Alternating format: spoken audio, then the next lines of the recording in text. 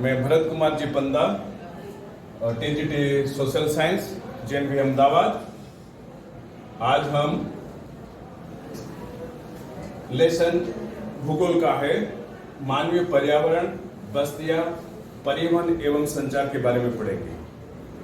और इसमें हम लोग परिवहन के प्रकार क्या है, परिवहन का महत्व क्या है और परिवहन के साधन कौन कौन से हैं, उस पर आज हम खिलौनों के साथ अच्छे से पढ़ेंगे।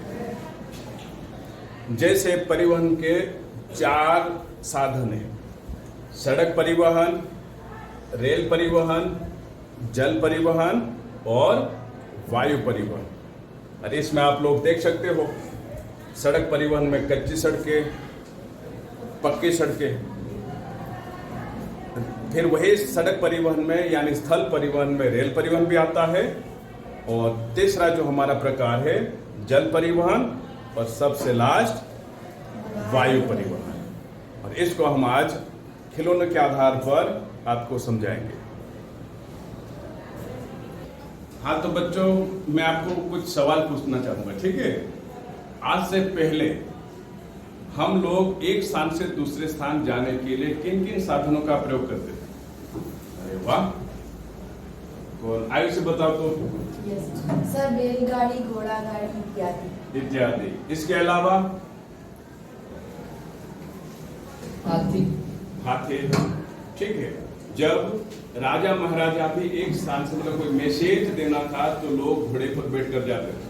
पहले जमाने में लोग एक स्थान से दूसरे स्थान पर जाने के लिए इन पशुओं का इस्तेमाल करते, जैसे हमारे हिमालय में याक है ना, खच्चर। आप लोग पावागढ़ गए होंगे, गिरनार गए होंगे, वहां सामान नीचे से लेकर पहाड़ी तक पहुंचाने में इन जानवरों का आज भी प्रयोग होता है, ठीक है। जैसे पहले जमाने में इस तरह लोग बैलगाड़ी में बैठकर कई सारा सामान लाद कर एक स्थान से दूसरे स्थान जाते थे। कई लोग घोड़ों का इस्तेमाल करते थे, है ना। भारी सामान कुछ हो तो ऊंट जैसे पशुओं पर एक स्थान से दूसरे स्थान ले जाते थे। तो बच्चों, आज हम समझेंगे कि परिवहन के जो साधन है उनमें से पहला हमने देखा था कि भाई सड़क परिवहन। तो सड़क परिवहन में उपयोग में किए जाने वाहन कौन कौन से हैं? देवयानी?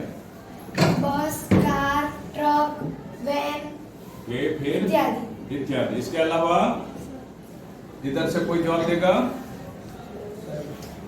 हाँ, बोलो तारियन। टू व्हीलर, साइकिल से जा सकते हो? यस। इसके अलावा ऑटो रिक्शा, टेम्पो, ट्रक, ये सारे के सारे सड़क परिवहन के साधन हैं, ठीक है। जैसे ये बस में, और हमें ज्यादातर क्या करना है, जितने भी हो सके उतने सार्वजनिक साधन का इस्तेमाल करना है, पब्लिक ट्रांसपोर्ट। कई बार क्या करते हैं हम लोग, एक आदमी एक बाइक लेकर जाएगा, एक आदमी एक कार लेकर जाएगा। इससे अच्छा ईंधन का अगर बचाव करना है तो हमें सार्वजनिक साधनों का, पब्लिक ट्रांसपोर्ट का इस्तेमाल करना है। जैसे यहाँ अच्छे से एक मस्त बस है, आपको फ्री ऑफ कॉस्ट बिठाया जाएगा, ओके। ये हमारी ट्रक जो कुछ भारी सामान को एक स्थान से दूसरे स्थान ले जाने में, सामान ला जाने में काम आता है। यह आप लोगों की पर्सनल गाड़ी मारुति कार है। तो ये सारे के सारे सड़क परिवहन के साधन। तो बच्चों, हमें सड़क परिवहन का महत्व भी देखना है। तो सड़कें हमेशा 2 प्रकार की होती है, एक कच्ची सड़कें और दूसरे पक्की सड़कें। तो कच्ची सड़कें आपको कहाँ देखने को मिलेगी? गांवों में, दुर्गम स्थानों पर। और पक्की सड़कें नेशनल हाईवे, मतलब पूरे देश के जो बड़े बड़े महानगर हैं। जैसे 4 हमारे महानगर है, दिल्ली, मुंबई, चेन्नई और कलकत्ता। इन 4 बड़े महानगरों को जोड़ने के लिए एक सुपर एक्सप्रेस बना है, स्वर्णिम चतुर्भुज महामार्ग। ये जो मार्ग है वो 4 बड़े शहरों को जोड़ता है। तो इन 4 बड़े शहरों को जोड़ने वाली सड़कें जो होती है, इस तरह की जो पक्की सड़कें होती है, डामर से बनी, कई कई जगह पर सीमेंटेड सड़कें होती है, आरसीसी से बने हुए। जैसे हमारे स्कूल कैंपस की जो सड़कें है वो कैसी है? पक्की सीमेंट वाली सड़कें, ओके। अब इन सड़कों का महत्व क्या है बच्चों? ये कहीं भी बिछाई जा सकती है, है ना। कच्ची सड़कें गांव में कहीं भी बिछाई जा सकती है। सड़कों का एक और महत्व, ये हमारे घर तक हमें लेने आती है और घर तक छोड़ने भी आती है ना। और ये सड़कों का काम है, बाकी जितने भी परिवहन के साधन हैं उनको जोड़ने का काम करते कि नहीं करते। जैसे आपको बाय एयर से जाना, तो एयरपोर्ट पर जाना है तो आपको सड़क का इस्तेमाल करना पड़ेगा, आपको घर तक छोड़ती है, इसलिए सड़कों को कड़ी कहा जाता है। बाकी सारे परिवहन के साधनों को जोड़ने का माध्यम का काम करती है सड़कें। आपको बाय बोट से भी जाना हो तब भी आपको सड़क से जाना पड़ेगा, है ना। इसीलिए सड़क एक बार बीत जाती है, फिर उसको मरम्मत करना। इन्हीं स्थल परिवहन में आती है बच्चों एक ट्रेन। आप में से कितने बच्चे रेलवे में बैठे? वाह, बहुत सारे बैठे, है ना। तो रेलवे का सफर भी बड़ा मजेदार होता है। ओके, अब ये रेलवे खास करके बच्चों अधिक संख्या में लोगों को और भारी सामान को लाने ले जाने में सबसे सस्ता साधन माना जाता है ना। और ये रेल परिवहन अगर हम देखें तो कई कई जगह पर टनलों से होकर भी गुजरता है। जैसे आप लोग अगर बॉम्बे से गोवा जाओ तो करीबन 150 जितनी टनलों से होकर जाना पड़ता है। ओके, तो इन रेल में से आप कई सारे लोग और भारी सामान एक स्थान से दूसरे स्थान पहुंचा सकते हैं। तीसरे नंबर का हमारा परिवहन का साधन है जल परिवहन। आप में से कितने लोग अभी तक बोट में बैठे हो? वाह, कौन बता सकता है कि कहां से कहां जाने के लिए बैठे थे? देव, कभी बैठे हो? कहां से कहां जाने के लिए बोटिंग करते हैं ना हम लोग? हाँ, दृष्टि बताओ। द्वारका से बेट द्वारका। तो जल परिवहन बच्चों ये भी दो प्रकार का, एक अंतर्देशीय जल परिवहन और एक समुद्री जल परिवहन। अंतर्देशीय में क्या होता है कि जो नाव्य नदियां होती हैं, जैसे भारत में गंगा ब्रह्मपुत्र, अफ्रीका की नील नदी, कुछ बड़े बड़े जो झील होते हैं, सरोवर होते हैं, इन सरोवर में भी बोटिंग चलती है। जैसे आप डाकोर जाओ, वहां तालाब है, आप बोटिंग कर सकते हो। तो देश के अंदर अंदर नदियों के द्वारा जो हम परिवहन करते हैं तो उसको अंतर्देशीय जल परिवहन बोलते हैं। देश के अंदर और एक देश से दूसरे देश पर खास करके व्यापारिक जो सामान होते हैं, वो सामान जहाजों के माध्यम से एक देश से दूसरे देश पहुंचाया जाता है। पहले जमाने में, जैसे आधुनिक युग नहीं हुआ उससे पहले, ज्यादातर लोग समुद्री मार्ग का ही इस्तेमाल करते थे ना। ओके, सबसे पहले सड़क मार्ग हुआ जो हम सिल्क रूट के बारे में पढ़े। उसके बाद लोगों ने जल परिवहन खोजा और आधुनिक युग होने के बाद, औद्योगिक क्रांति के बाद तो बच्चों परिवहन के साधन इतने तेज विकसित हो गए कि आप पलक झपकते ही कहीं से कहीं जा सकते बाय एयर। ओके, परिवहन का चौथा साधन वायुमान। विमान में कितने लोग बैठे अभी तक? बहुत कम है। कहाँ जाने के लिए बैठे थे? दादा दादी के साथ। कहाँ से कहाँ तक? अहमदाबाद से हाँ, जामनगर शायद उतरे होंगे। दूर था। आप कहाँ बैठे थे? अहमदाबाद से हैदराबाद। आप? अहमदाबाद से मुंबई। अहमदाबाद से मुंबई। इसके अलावा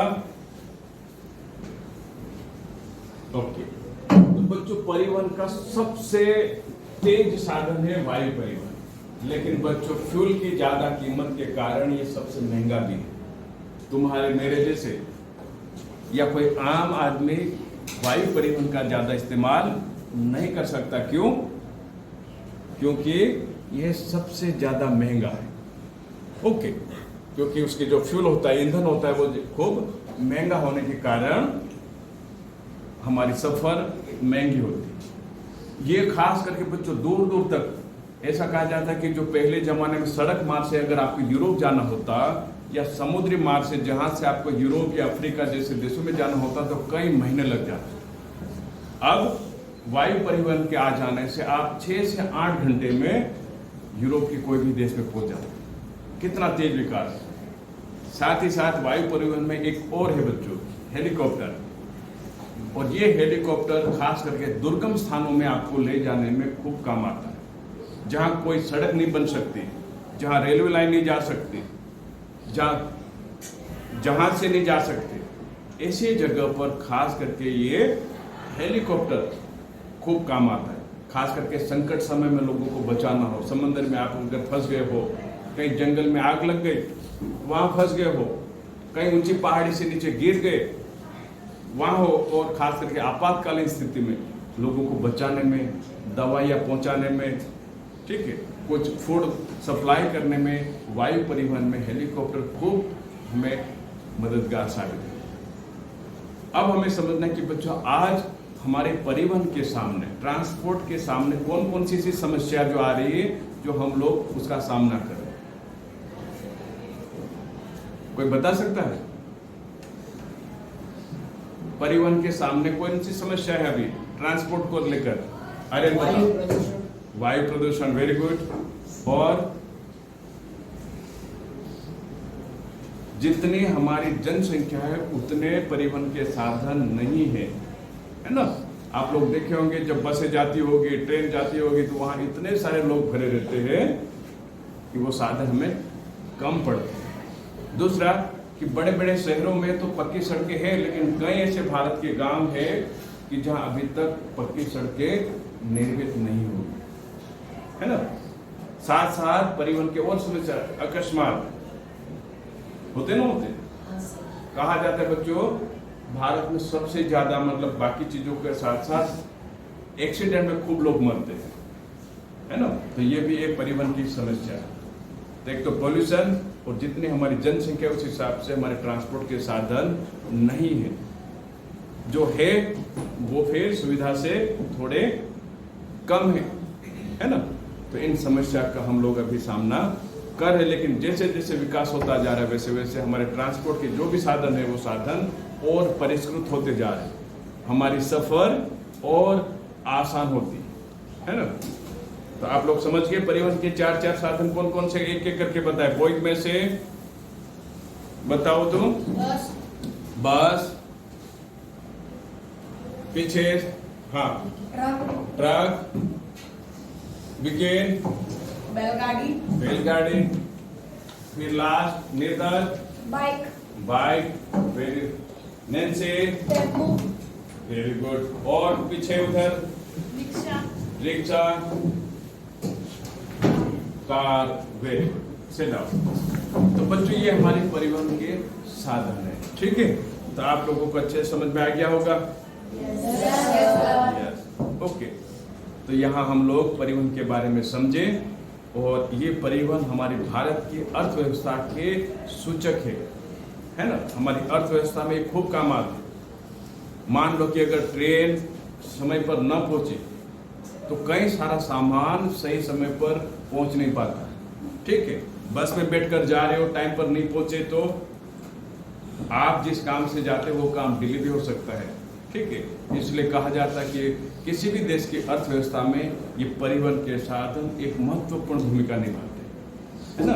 और कहा भी जाता है कि भाई विकास का सूचक है, तो किसी भी देश में परिवहन, ट्रांसपोर्ट के साधन कैसे है ये भी निर्धारित करता है कि वहाँ विकास कितना है और कैसा है। ओके, धन्यवाद। अब कल हम संचार के बारे में पढ़ेंगे, ठीक है। तो संचार के कौन से साधन हैं, उसका महत्व क्या है, इस पर हम अगले क्लास में पढ़ेंगे, ठीक है बच्चों। Yes sir. तो मिलते हैं हम लोग अगली क्लास में। Thank you.